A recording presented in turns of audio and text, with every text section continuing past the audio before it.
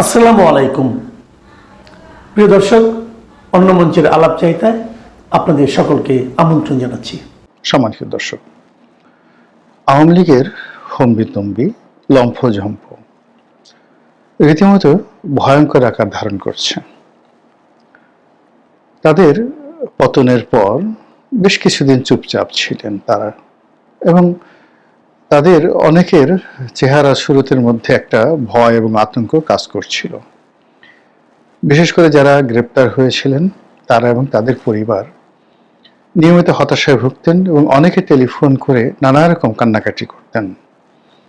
কিন্তু গত 2-3 মাস হলো আমি ব্যক্তিগতভাবে যারা এই আওয়ামী লীগের নেতা বা কর্মী গ্রেপ্তার হয়েছেন, যাদের পরিবারের সঙ্গে আমার সম্পর্ক ছিল, তারা যেভাবে প্রতিদিন সকাল বিকাল টেলিফোন করে কান্নাকাটি করতেন, গত 2-3 মাস ধরে তাদের কোনো রকম কান্নাকাটি আমি দেখছি না। তারা টেলিফোনই করছেন না। এই গেল এক। 2 নম্বর হলো যে যারা জেলখানাতে ছিলেন, যাদের মধ্যে যারা স্টার পলিটিশিয়ান, যেমন ধরুন শাহজাহান খান সাহেব, হাসানুল হক ইনু সাহেব, তারপরে রাশেদ খান মেনন সাহেব, আমির হোসেন আমু, অলমোস্ট সবাই, ইনক্লুডিং আইনমন্ত্রী আনিসুল হক, মনে হচ্ছে তারা সবাই আত্মবিশ্বাস ফিরে পেয়েছেন।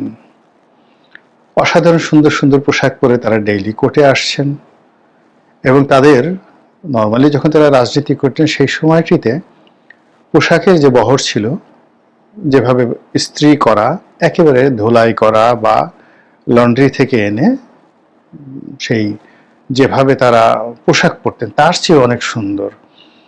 আপনি যদি ক্ষমতা থাকাকালীন অবস্থায় সালমান এফ রহমান সাহেব, তারপর আনিসুল হক সাহেব, হাসানুল হক ইনু বা অন্যান্য যারা আছেন নিয়মিত, যারা পাঞ্জামা পরতেন, শাহজাহান খান সাহেব সহ, তাদের দেখেন যে ওই যখন তারা ক্ষমতায় ছিলেন ওই সময়টাতে তাদের যে পোশাক আশাক ছিল, এখন তাদের পোশাক আরো পশ।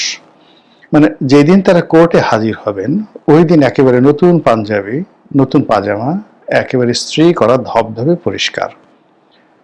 দ্বিতীয়ত তাদের চেহারাও সুন্দর হয়ে গেছে, কারোর মধ্যে হতাশা নেই এবং কোনো রকম ভয় ভীতি আতঙ্ক তাদের মধ্যে কাজ করছে না। বিভিন্ন মানুষ বিভিন্ন অ্যাঙ্গেল থেকে তাদেরকে ভয় দেখানোর চেষ্টা করছে যে নির্বাচনের আগে আওয়ামী লীগের 2-4 জনকে ফাঁসিতে লটকানো হবে। কিন্তু এতে করে আওয়ামী লীগের কোনো বন্দী যারা আছেন তাদের মধ্যে কোনো রকম আতঙ্ক তো দূরের কথা, একটা মশা দেখলে যেভাবে ভয় পায় মানুষ, বিশেষ করে ডেঙ্গু বা অন্য যে কোনো জীবাণুবাহী ম্যালেরিয়া মশার কথা শুনলে, যারা একবার ম্যালেরিয়া আক্রান্ত হয়েছে, যারা ডেঙ্গুতে আক্রান্ত হয়েছে, চিকুনগুনিয়াতে আক্রান্ত হয়েছে, তারা মশা দেখলে খুব ভয় পায়। কিন্তু অবাক করার ব্যাপার হলো যে তারা এমন নির্ভরভাবে আসা যাওয়া করছেন, তাদের মধ্যে কোনো ভয় ভীতি আতঙ্ক তো নেই, বরং যেভাবে যোগ করছেন, ঠাট্টা করছেন, মস্কারা করছেন, কথাবার্তা বলছেন এবং ধীরলয়ে তারা চলাফেরা করছেন, অ্যাজ ইট ইজ মনে হচ্ছে যে আওয়ামী লীগই ক্ষমতায় আছে। তারা ওখানে কিছু সময়ের জন্য আছেন এবং অভিনয় করছেন। আপনি চিন্তা করুন যে সাবেক আইনমন্ত্রী, খাদ্যমন্ত্রী অ্যাডভোকেট কামরুল ইসলাম সাহেব একদিন আদালতে খুব রাগ হয়ে গেলেন। এরপরে তাকে কয়েকদিন যাকে বলা হয় হ্যান্ডকাপ পরানো হলো, কিন্তু তাতে তিনি দমলেন না। আবার এখন আমি সর্বশেষ তাকে দেখলাম যে তিনি লাঠি হাতে করে কোর্টে আসছেন, কিন্তু একজন অসুস্থ বৃদ্ধ মানুষ অসুস্থ হলে তার যতটুকু শারীরিক অসুস্থতা থাকে অতটুকু পর্যন্ত, এর বাইরে কোনো রকম আবেগ, উৎকণ্ঠা, ভয় ভীতি আমি তাদের মধ্যে দেখিনি। একইভাবে কামাল মজুমদার, মিরপুরের সাবেক সংসদ সদস্য, মন্ত্রী, উনিও প্রথম দিকে খুব হতাশ হয়ে পড়েছিলেন, তার আত্মীয় স্বজন কান্নাকাটি করতেন, কিন্তু এই সর্বশেষ তাকে যেভাবে দেখলাম মনে হলো যে তিনি আবার সংসদ সদস্য হবেন, আবার মন্ত্রী হবেন, আবার ইলেকশন করবেন। এই জন্য তার মধ্যে এক ধরনের যাকে বলা হয় আত্মবিশ্বাস চলে এসেছে। দলের যে সকল তরুণ তুর্কি, তার মধ্যে একমাত্র জুনায়েদ আহমেদ পলক ছাড়া মোরালের সবাই খুব চিয়ার্স মোডে আছে। এখন পলক এটা অভিনয় করতে পারে বা পলক কৌশল করতে পারে বা বিনয় দেখাতে পারে, কিন্তু আপনি যদি সাইদুল হক সুমন ব্যারিস্টার, তার কথা চিন্তা করেন। হাজী সেলিম সাহেবের ছেলে যিনি সর্বশেষ সংসদ সদস্য হয়েছিলেন, সুলাইমান সেলিম, তার কথা চিন্তা করেন। আপনি দেখবেন আরেকজন ওই যে মুক্তি কবিরুল হক তালুকদার, মুক্তি নড়াইলের যে এমপি, এদের হাঁটা চলা চালচলন কথাবার্তার মধ্যে আওয়ামী লীগ যে ক্ষমতায় নেই, শেখ হাসিনা বাংলাদেশে নেই, এবং আওয়ামী লীগের একেবারে চিরশত্রু সেই জামাত, বিএনপি, তারপরে ডক্টর মোহাম্মদ ইউনূস, তারা সমন্বিতভাবে যে রাষ্ট্র চালাচ্ছে এটা তাদের মধ্যে দেখা যাচ্ছে না। অথচ 2024 সালে তারা একেবারে মাটির সঙ্গে মিশে গিয়েছিলেন। দীপুমনির সাম্প্রতিক সময় যে ডায়লগ ছেড়েছেন, হাসানুর হক ইনু যেভাবে মস্কারা করেছেন যে আপনাদের সঙ্গে হয়তো আর দেখা হবে না, এটা রীতিমতো ঠাট্টা, যে আমাকে তো ফাঁসিতে ঝুলাবেন, তো খুব দ্রুত আগামী অল্প কিছুদিনের মধ্যে আমাকে ফাঁসিতে ঝুলানো হবে, কাজেই আপনাদের সঙ্গে আমার আর দেখা হবে না। এই কথা বলে তিনি মূলত টিটকারি করেছেন। তো বোঝার চেষ্টা করুন যে তাদের আত্মবিশ্বাস কোন পর্যায়ে চলে গেছে। এবার আসুন, তাদের যে সকল নেতাকর্মী দেশের বাইরে আছেন, অনলাইন প্ল্যাটফর্মে যারা কথা বলছেন, যেমন ফজলুল বারী আছেন, অস্ট্রেলিয়া থেকে কথা বলছেন, তারপরে সেই নিজুম মজুমদার কথা বলছেন, তারপরে নবনীতা চৌধুরী, সুলতানা রহমান, এরপরে জনাব হাসনাত, সম্ভবত তিনি ডাক্তার বা অন্য কিছু, অস্ট্রেলিয়াতে থাকেন, সেখান থেকে তিনি কন্টেন্ট তৈরি করছেন, তারা এবং তাদের সঙ্গে যারা সাক্ষাৎকার দিচ্ছেন, আওয়ামী লীগের বিভিন্ন স্তরের যারা নেতাকর্মী, আমি কারোর নাম মেনশন করব না, কিন্তু 1 বছর আগে যারা পালিয়েছিলেন তাদের কণ্ঠে যথেষ্ট ভয় ছিল, ভীতি ছিল, আতঙ্ক ছিল, চেহারাও নষ্ট হয়ে গিয়েছিল রীতিমতো। আমরা বরিশালের ভাষা যেটিকে বলি ভ্যাসকাইয়া, মানে চেহারা ভ্যাসকাইয়া গিয়েছিল, চামড়া নষ্ট হয়ে গিয়েছিল। এখন সেখানে মনে হলো যে আজকে ঘি মাখা হয়েছে, অথবা সবে মাত্র আপনার একজন মানুষ 19, 20, 21 বছর বয়সে, মানে টিনেজটা যখন শেষ হয়, 19 বছর বয়সে টিনেজ, 20 বছর বয়সে বা 21 বছর বয়সে নারী এবং পুরুষের মধ্যে একটা নবযৌবন দেখা দেয়, চামড়ার মধ্যে একটা উজ্জ্বলতা দেখা দেয়। এবং ওই সময়টাতে সবচেয়ে কুৎসিত পুরুষটি তিনিও বা নারীটি তিনিও সবচেয়ে সুন্দর থাকেন। তো সেই অবস্থাতে আওয়ামী লীগের যে সকল নেতা কর্মীদেরকে খুব বিমলিন দেখাচ্ছিল, বিধ্বস্ত দেখাচ্ছিল, দেশের বাইরে যারা চলে গেছেন তাদের সবার মধ্যে উজ্জ্বলতা চলে এসেছে। আমি সময় রেজাউল করিম সাহেবকে দেখলাম, তারপরে আমিনুল ইসলাম আমিন তাকে দেখলাম, এস.এম. কামাল হোসেনকে দেখলাম, বাহাউদ্দিন আসিমকে দেখলাম। সবচেয়ে অবাক করার ব্যাপার হলো জাহাঙ্গীর কবির নানক সাহেবকে দেখলাম। অসাধারণ, মানে জাহাঙ্গীর কবির নানক সাহেব যে ভাষায় কথা বলছেন এবং তার মধ্যে যে আত্মবিশ্বাস চলে এসছে এবং যেভাবে তিনি আবার যুদ্ধ করার জন্য যে দৃঢ়তা দেখাচ্ছেন, বাংলাদেশে থেকে আওয়ামী লীগের সবচেয়ে যখন সুসময় ছিল এবং তিনি সবচেয়ে যখন সুন্দরতম অবস্থানে ছিলেন মন্ত্রী, তখনও তার চেহারা শুরুতে এমন লাবণ্য এবং তার কণ্ঠে এমন লালিত্য এবং এতটা আত্মবিশ্বাস আমি নানক ভাইকে কখনো দেখিনি। আমার তো মনে হয় যে কিছুদিন পরে যদি অলনে ছাড়েন, তুফাইল সাহেব হঠাৎ করে সুস্থ হয়ে ওঠেন এবং রাজপথে নেমে যান, আমি খুব আশ্চর্য হব না।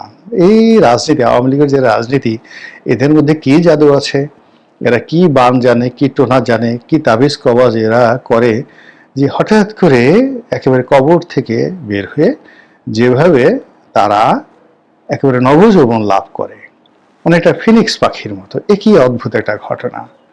এরপর যদি সবার শেষে আপনি পুতুল এবং জয়ের কর্মকাণ্ড দেখেন, তো পুতুল এভাবে কোনো কাজ করছে না, কিন্তু জয় যথেষ্ট ম্যাচিউরড আচরণ করছে। আর শেখ হাসিনা, মানে অবাক ব্যাপার হলো তার মধ্যে আমি সবসময় একটা তরুণীর সুলভ মনোভাব দেখেছি। ইভেন 2024-25 সনে 24 সনে একার ক্ষমতা হারানোর আগেও তিনি যখন দুষ্টমি করতেন, তিনি যখন কৌতুক করতেন বা তিনি যখন ফ্ল্যাটারিং করতেন, তখন মনে হতো যে তার বয়স 21-22 বছর। তার হাসি, তার কণ্ঠস্বর, মানে বুড়ো হলে মানুষ একটু কাঁপা কাঁপা ভাষায় কথা বলে, এলোমেলো হয়ে যায়, কণ্ঠটা কাঁপতে থাকে, হাসতে গেলে বিশ্রী লাগে, কিন্তু শেখ হাসিনার কোনো রকম চেহারাতে বিকৃতি ঘটেনি একদম শেষ দিন পর্যন্ত। তার হাত, তার পা, এবং সবচেয়ে অবাক ব্যাপার হলো তার কণ্ঠ।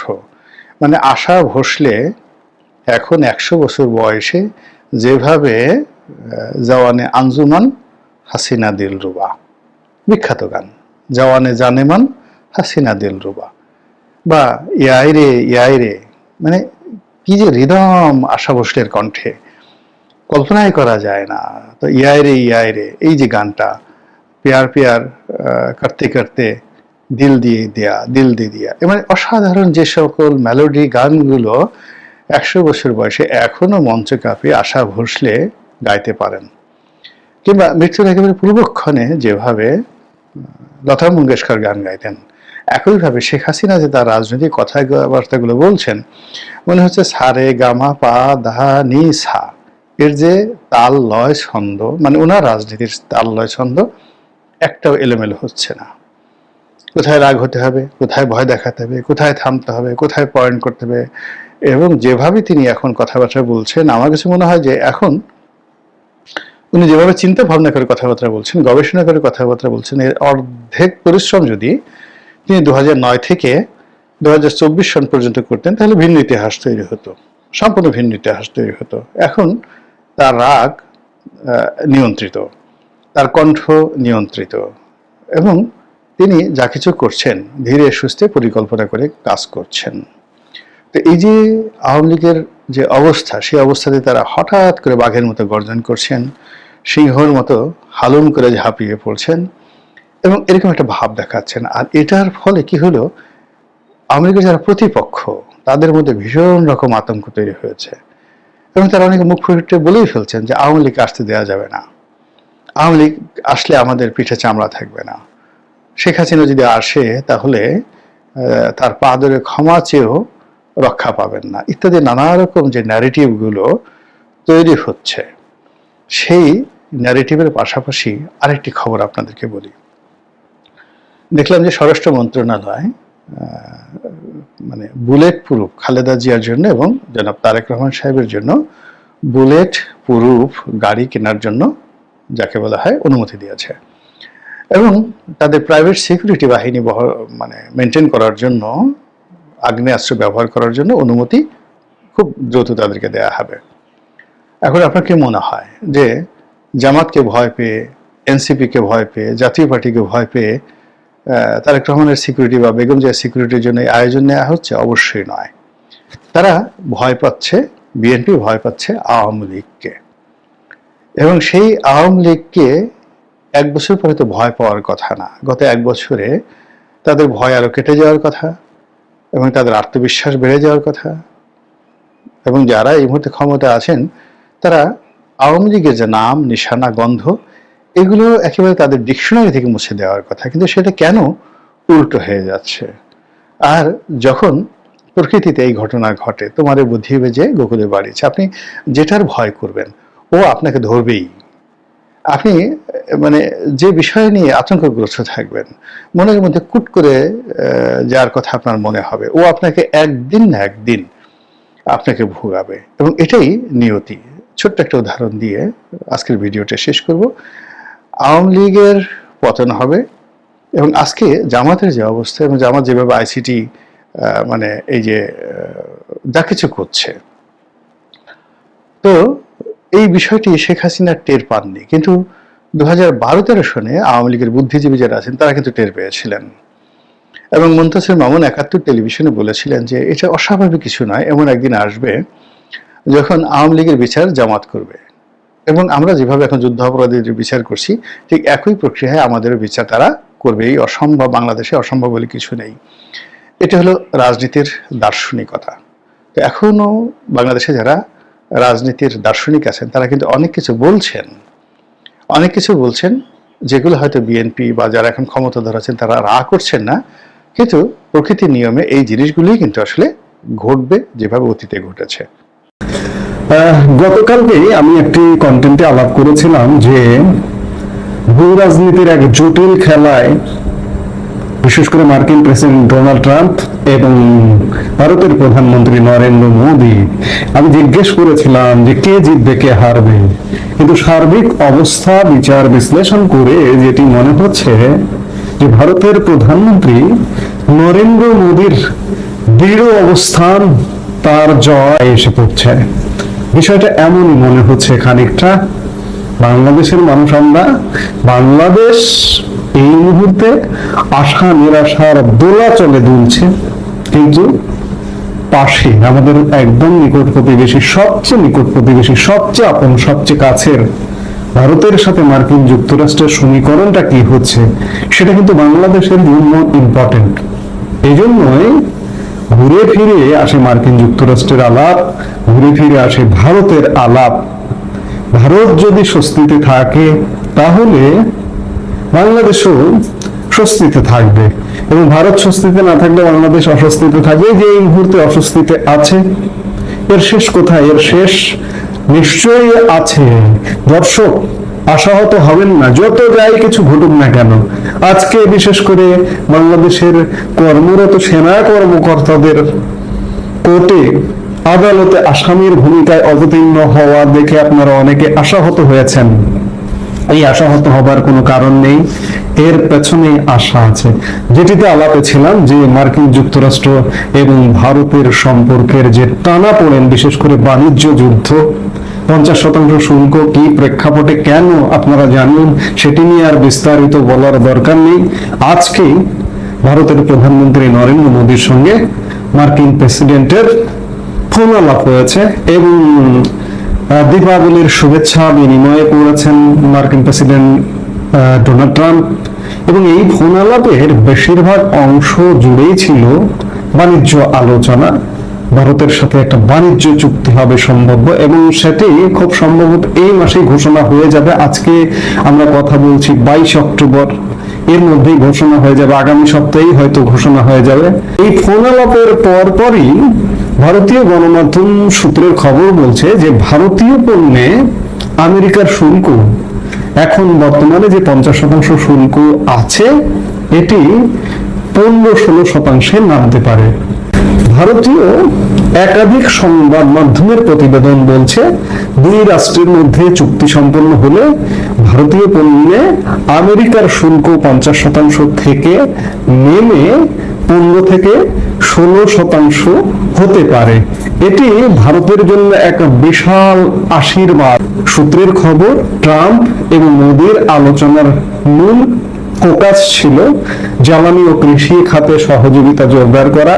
এই চুক্তির অংশ হিসেবে ভারত ধীরে ধীরে রাশিয়া থেকে অপরিশোধিত তেল আমদানির পরিমাণ কমাতে পারে, যেটির মূল লক্ষ্য হচ্ছে ওয়াশিংটনের। কূটনৈতিক সূত্রের দাবি, উভয় দেশই আলোচনার শেষ ধাপে রয়েছে এবং এ মাসের শেষ দিকে আয়োজিত আসিয়ান সম্মেলনের আগে চুক্তি স্বাক্ষরিত হতে পারে। এর মধ্যে আপনাদের একটু জানা দরকার যে আসিয়ান সম্মেলন হতে যাচ্ছে এই আগামী সপ্তাহে, এবং আগামী সপ্তাহে 26 অক্টোবর মার্কিন প্রেসিডেন্ট ডোনাল্ড ট্রাম্প মালয়েশিয়াতে যে 47তম আসিয়ান সম্মেলন, সেই সম্মেলনে অতিথি হিসেবে আসবেন এবং ভারতের প্রধানমন্ত্রী নরেন্দ্র মোদী সেখানে যাবেন, এবং সেই সম্মেলনে মোদী ট্রাম্পের একটা সাক্ষাৎ হওয়ারও সম্ভাবনা দেখা দিয়েছে। এবং এই সম্মেলন থেকেই হয়তো একটি বড় ঘোষণা আসবে যে ভারত মার্কিন যুক্তরাষ্ট্র আগের সম্পর্ক, বা এই যে বন্ধু বন্ধু করেন ডোনাল্ড ট্রাম্প নরেন্দ্র মোদীকে, এই বন্ধুত্বের নিদর্শন প্রকাশ হবে। যদিও এই বিষয়টি নিয়ে এখন পর্যন্ত হোয়াইট হাউস বা নয়াদিল্লি কোনো বক্তব্য রাখেনি। একটি রিপোর্ট বলছে ভারত কিছু মার্কিন কৃষি পণ্য আমদানির অনুমতি দিতে পারে। মার্কিন কৃষি এবং দুগ্ধ পণ্য ভারতের রপ্তানি নিয়ে মার্কিন যুক্তরাষ্ট্রের একটা টানাপোড়েন আছে। নরেন্দ্র মোদী বিভিন্ন সময় বলেছেন তার বক্তব্যে যে ভারতীয় উৎপাদকদের স্বার্থ রক্ষা করা হবে। মার্কিন কৃষি পণ্য কিংবা দুগ্ধ পণ্য যদি ভারতের বাজারে উন্মুক্ত করে দেওয়া হয় তাহলে ভারতীয় উৎপাদকরা ক্ষতিগ্রস্ত হবে এবং এই ক্ষতি হতে দেবেন না। তিনি তার বিভিন্ন বক্তব্যে বিভিন্ন সময় এই বক্তব্য দিয়েছেন। তবে কিছুটা ছাড় দিয়ে শর্ত সাপেক্ষে হয়তো কিছু পণ্য রপ্তানির অনুমতি দিতে যাচ্ছে। এতে আমেরিকার বহুদিনের যে অভিযোগ তা আংশিকভাবে মিটবে বলে আশা করা হচ্ছে। পাশাপাশি উভয় দেশের মধ্যে নিয়মিত শুল্ক পর্যালোচনা ও বাজারে প্রবেশাধিকারের একটি কাঠামো অন্তর্ভুক্ত হতে পারে যাতে বাণিজ্যের ভারসাম্য রক্ষা পায়।